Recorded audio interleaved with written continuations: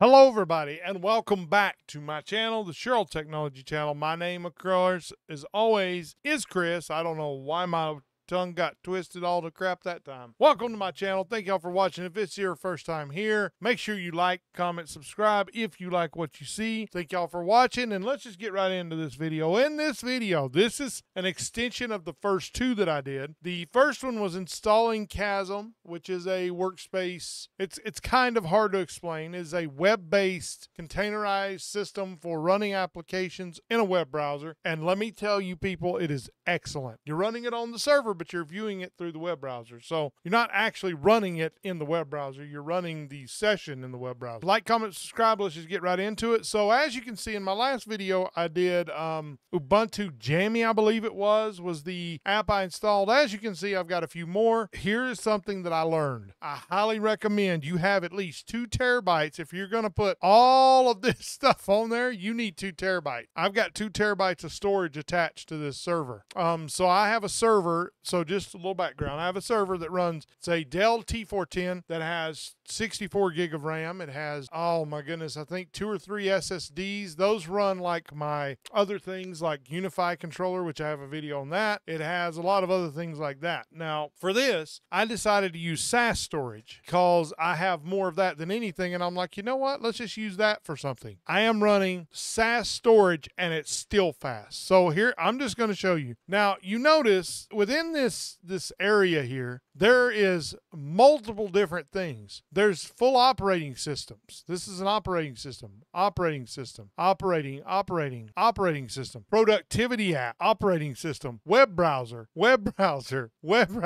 productivity. This is what I want y'all to wrap your heads around. This is a manipulation. It's GNU image manipulation program. That's what it stands for. You could technically, the limits of this, you're only limited by your imagination, man, at what you can do with this. I could actually see this being deployed in an enterprise environment, run a cheap workstation, and just be able to connect to all this crap in the cloud. You can create users and permissions, and let me tell y'all, this is like phenomenally cool. I can't state that enough at how cool this is. I've never seen anything quite like it before, and I'm telling you, today, what we're going to look at is LibreOffice. Remember, this is a fully functional app. We're just going to click on it. Now, I'm going to start my timer on my phone, and we're going to figure out how fast, if I can figure out where my darn timer is. There it is. We're going to figure out how long this takes, okay? I don't even know how to start it. Stopwatch. Here we go. I just clicked it, okay? Let's see how long it takes to start this session. Remember, this is standard hard drives.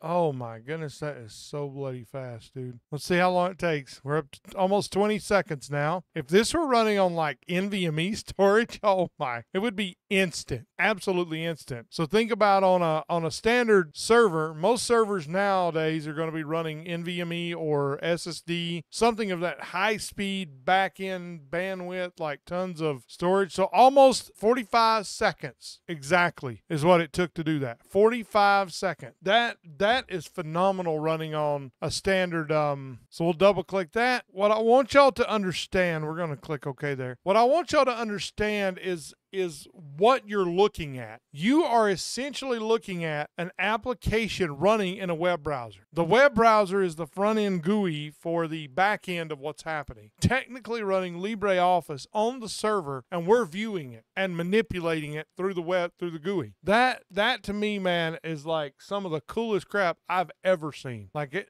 this is like freaking crazy, man. And see, if you don't want the session, like if you want to save it, you can download it, you can upload it, you can stream it, you can do, oh my goodness, full screen. You can log out so you can log back into it later, or you can delete the session. This is good if you're like experimenting with things too. I cannot recommend y'all do this enough.